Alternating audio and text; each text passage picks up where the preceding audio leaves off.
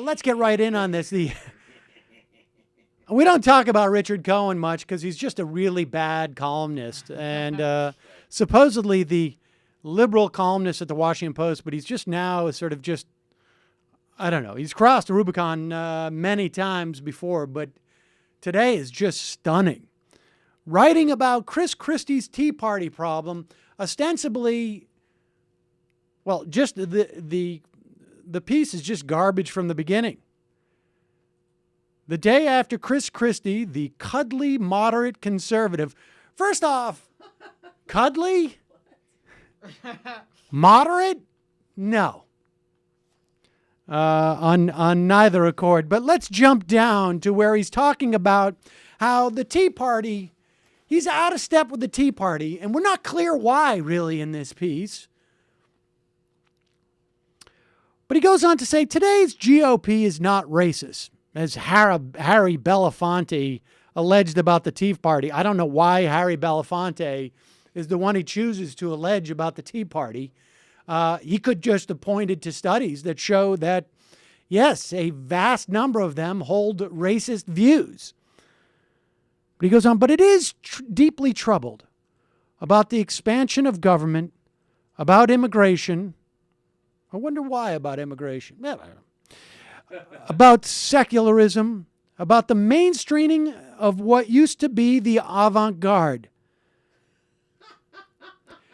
People with conventional views must repress a gag reflex when considering the mayor-elect of New York, a white man married to a black woman and with 2 biracial children.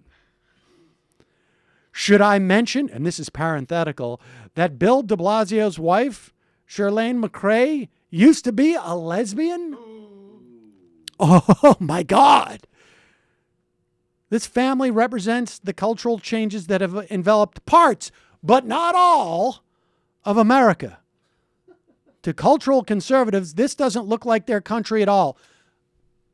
I don't know that I really need to comment on this, but just in case you don't have a dictionary, conventional means based on or in accordance with what is generally done or believed.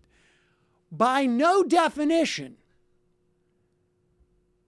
is it conventional thought to gag at the idea of a biracial marriage or that they could have biracial children. 80% of this country has no problem with biracial marriage. B, the President of the United States is a product of a biracial marriage. He is one of those biracial children. See, let me just suggest to you that by any standard, if you gag at the notion of a biracial marriage, that seems to be all you need to suggest that someone might be a racist.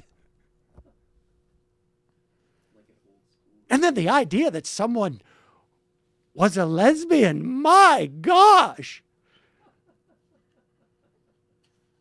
And then he goes over, I mean, the rest of the piece just shows how out of touch he is with, he had taken the internet highway to find out about what's going on in Iowa. Okay, so he's 97 years old and just tuning into the internet.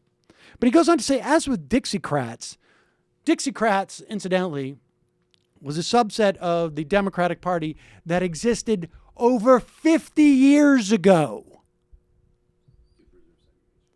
To preserve segregation, or in other words, to preserve the rights of racists. The fight is not over a particular program, although Obamacare comes, but about a tectonic shift in attitudes.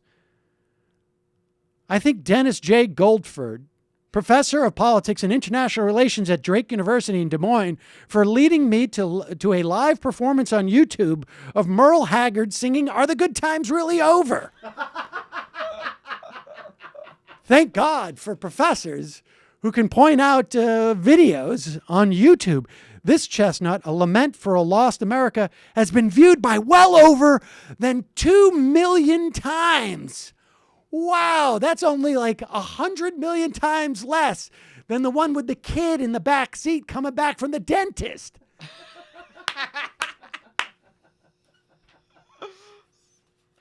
This is a cry for help from someone who clearly wants to go into early or perhaps extremely late retirement.